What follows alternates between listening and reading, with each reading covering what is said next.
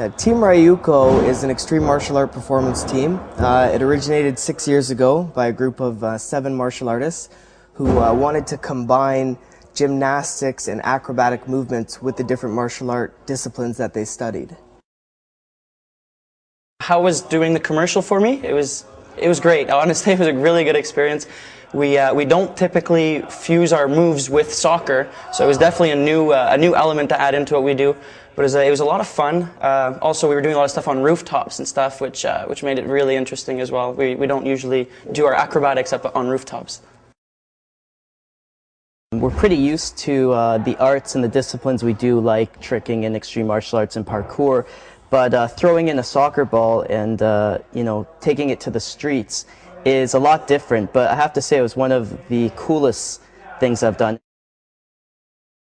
Working with the Mexican squad was really cool because they have a lot better ball handling skills than we have. So they were able to teach us how to control the ball and how to direct the ball in the direction we want it to go. Because we found like we had no problem making contact with the ball after executing a trick or an acrobatic movement. The biggest problem was directing it straight at the next person so that they could do their trick and kick it. So they were able to teach us, the position of our footing and whatnot so that we could direct it where we wanted to go. Well, in this case here, we had to strike a ball. That was the key component that we were focusing on. So basically, we were just trying to add as many flips or twists while striking a ball. The transformation was quite relevant because we do martial arts. We're used to striking an object once we come out of a move. So, I mean, in this case, instead of striking maybe a person, we were striking an object such as a ball. The one I do where I kick the soccer ball off the guy's head, I've never actually done that before, but however, I've done it with a beer can. Some crazy drunk guy wanted me to kick a beer bottle off his head, so, house party, no choice. It took a few attempts to get the perfect shot, but it didn't take that many attempts to get it off his head. Like it maybe took one practice just for distancing.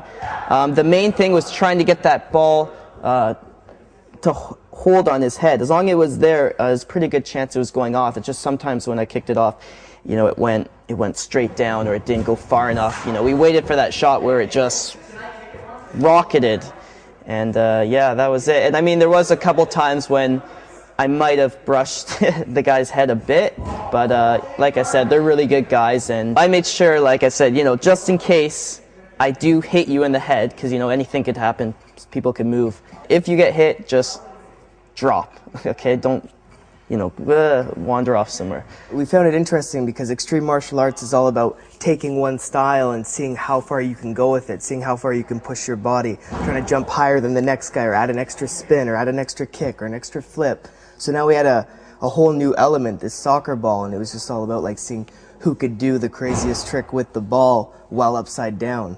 The director, he's very keen on a few locations, so he brought us there and said, okay, we want to do this here, what can you guys do here? He wanted to hear our ideas, and he let us use our ideas in the video. So he said, whatever you guys think would be cool, I'm totally down to hearing it. So whatever you see, just give me suggestions. And a lot of the suggestions he took, and he was a really cool guy that way. And trick when you're down. Yeah, we definitely train on a day-to-day basis. And like for example, when we're in here, well, you see the guys, they're always, trying new stupid stuff, which is great. There's so many people doing this sort of discipline now, and there's so many amazing, talented people doing this discipline that a lot of our inspiration and even some ideas come from people on the internet like us. I think it would interest a lot of street football players to maybe add acrobatics to their tricks and stuff. I definitely think there's a future for it, and anybody that wants to learn it, anybody that wants to become, I guess, an extreme parkour pana player, there's definitely something there, something for all of us to grow in as a new sport. Some moves that I have seen in the game that we did do in real was the one where we kick the ball off of the wall and then we flip over the opponent. I noticed that one in the game, and we did that one as well. So I think we simulated the game pretty well. Los zapatos de mi hermano, las botas de mi padre, no me quites la pelota es de mi casa. ¿Y quién ha llamado la novia del diablo? El chico que viste sentado en el bar. No pares, que pierdes la pelota, no pares, que pierdes la pelota.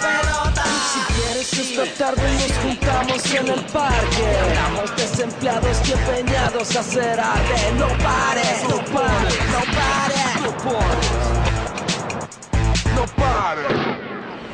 Se va, se va, se fue. Se va, se fue. No pares, no pares, que pierdes la pelota. No pares, no pares, que pierdes la pelota. Dime lo que haces cuando sales de tu casa. Si te caes del tejado se me cae la